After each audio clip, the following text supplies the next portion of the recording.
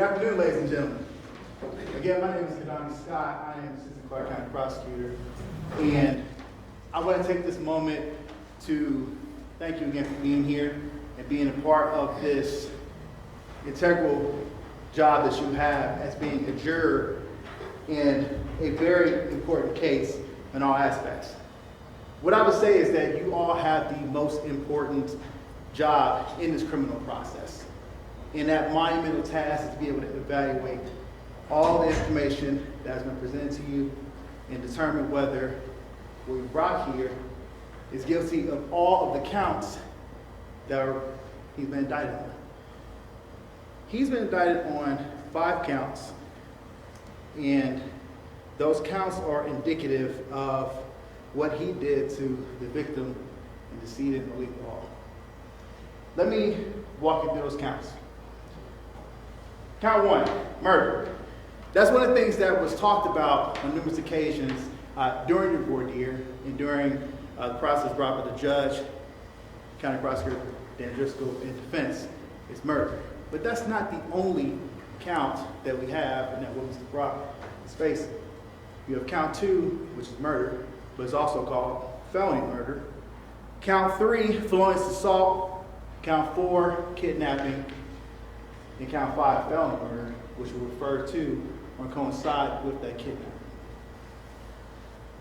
Let me walk you through each of those pieces of the counts.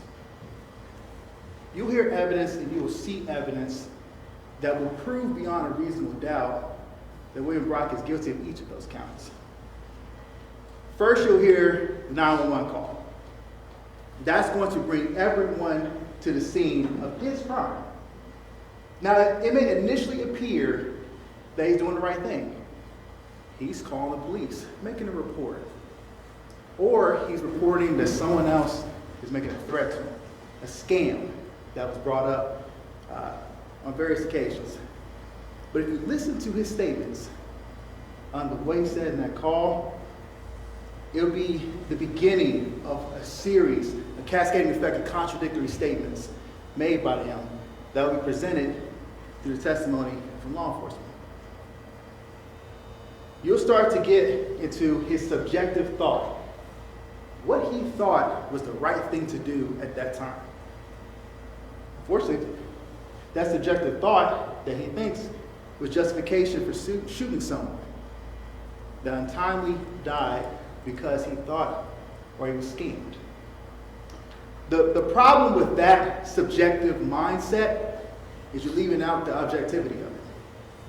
The act doesn't justify the task of taking the life of another because words scared him. You'll hear testimony from the on-scene law enforcement personnel, and they'll testify about his subjective thought, his subjective version of his crime. However, you'll also hear from law enforcement how much he creates facts that are not present.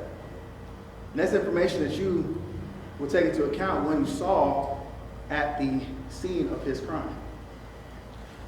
Again, objectively, a reasonable person would not create those scenarios, simply they're not there. You will not only see, but hear that dash cam video that was inside Lo-Letha's vehicle. You'll hear statements made by Mr. Brock in that dash cam video. And what you'll hear, one of the aspects is how he was in full control of Lo-Letha's life at that point. And it will show you what he purposely did to her. His purpose was to cause physical harm to Lo-Letha with a deadly weapon. You'll see that with the deadly weapon he's holding in his hand. That is felonious assault. You'll hear various gunshots that he fired into her. Again, subjectively, he believed the shooting more than once will prevent her from harming him. However, what you will see from that video is an elderly, defenseless woman who presented no harm or immediate danger to him while he was holding the keys to her life at that moment. Objectively, a reasonable person would not shoot a defenseless woman multiple times to protect themselves from words of a scammer. When I say multiple, not one, not two, not three, but 6, to protect himself. Now, I mentioned a couple times as far as him being in control of her life. What you also see from that video is how he controlled her. He restrains her liberty to leave. You will, 1, see how he's restraining her liberty and preventing her from getting into the vehicle that she arrived in. 2, from his words, telling her she cannot leave. And 3, holding her at gunpoint so that she's not able to. Ladies and gentlemen, jury, that's kidnapping. One of the counts that he was indicted on. You will hear testimony as to how she passed away. While he was under her control, and while he was holding that gun and preventing her from leaving. It goes into the felony murder of the kidnapping, the other count that he was indicted on. In addition to that dash camera, you'll hear evidence from the scene.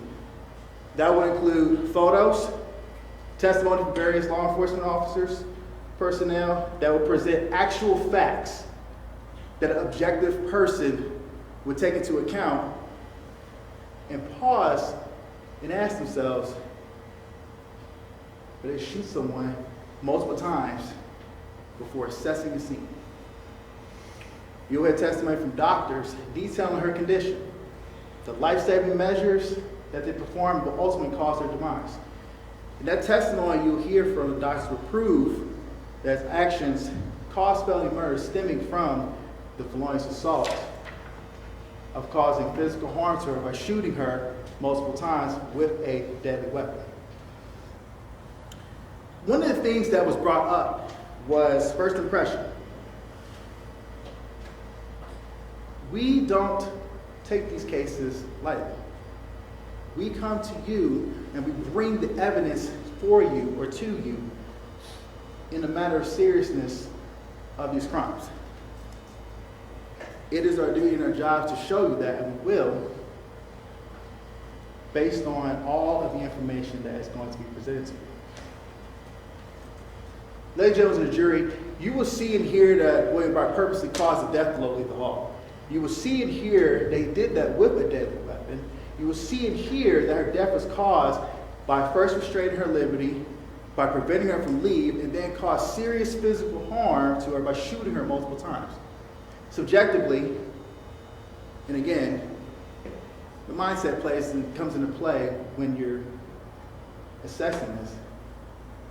He thought this was okay because he was scared by the words of a far person. Objectively, a reasonable person would not kidnap and ultimately murder a defenseless person because they were schemed. And ladies and gentlemen of the jury, the evidence you are about to see and hear will prove that Lo-Letha Hall should be alive right now.